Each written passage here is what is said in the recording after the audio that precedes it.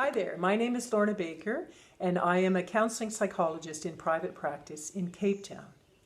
This is the second in a series called Headstrong, and I'm addressing the topic open hearts through the crisis.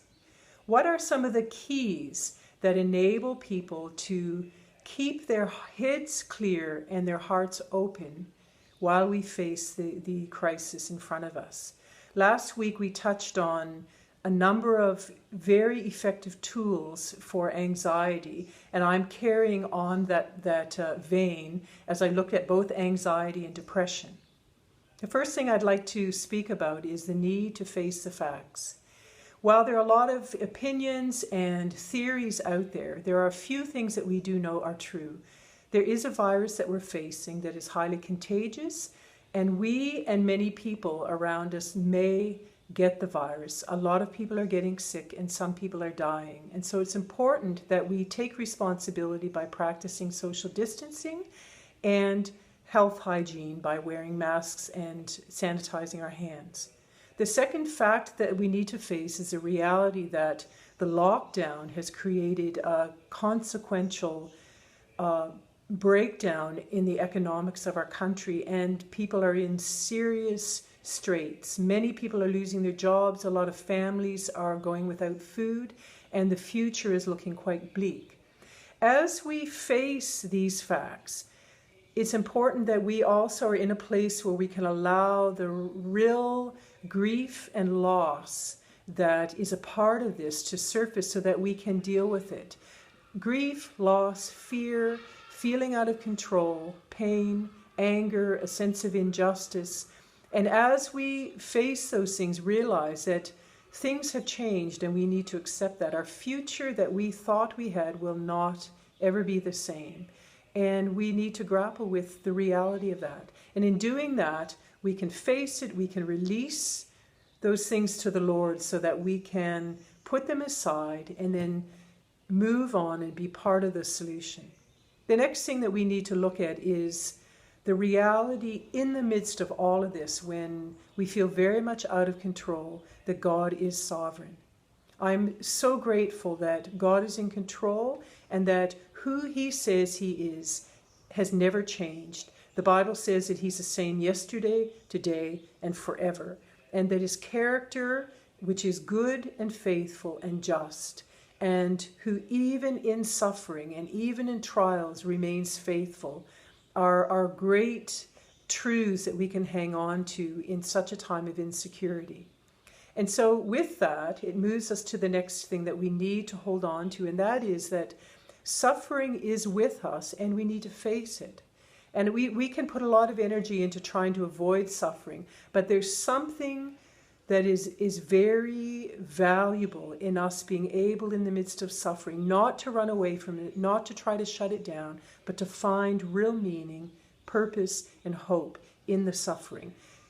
God is a redemptive God, and through the ages, He has amazingly been able to take our suffering and take tragedies and turn them into amazing things where He is glorified and people's hearts are changed and we come into a better place.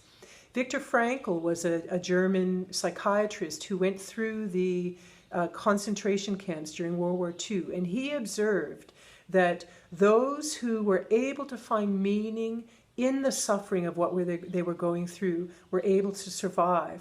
But those who lost hope and couldn't find meaning in what they were going through often would physically die because of the lack of hope and meaning. And so it's important in this time to find meaning. The next thing is the value of staying connected to people. We were designed to be in connection with one another, to create intimacy. And there's something about connection that gives us that space to feel secure and a part of something bigger than ourselves, a sense of belonging. And we're designed to be connected to people and to God. And so the problem with high anxiety and depression is the very nature of those two states cause us to break off from our connection to people. In high anxiety, we're so caught up with the adrenaline and the rush, we can't slow down, and our thoughts are racing and we are worrying and trying to problem solve.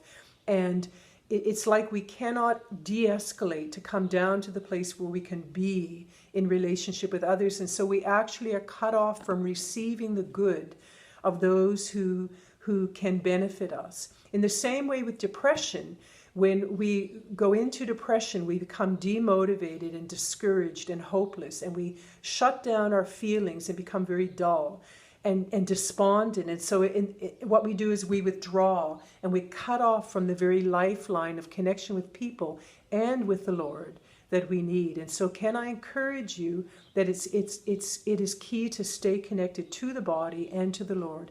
And it's in connection with the Lord that we can hear his voice and know how to respond during this time. Finally, it's a wonderful time to find the opportunity in the crisis.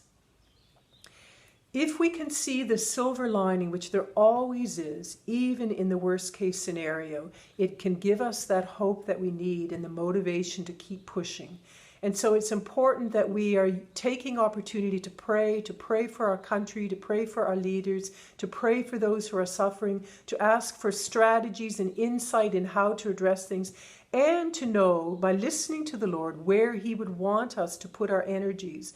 When we're caught up in anxiety or depression or fear or panic, we're not able to hear what God is calling us to, and we're reacting out of the wrong things. But when we can listen and look for the opportunities by listening to God, then God can use us in powerful ways to be part of the solution. So I want to thank you for this time and trust that this has been helpful for you. And please may I encourage you, if you are struggling with some of these things, reach out and ask for help. Because there are people and there are tools and there are keys there that will help us to navigate this tremendously difficult time, and out of it see good come. Thank you.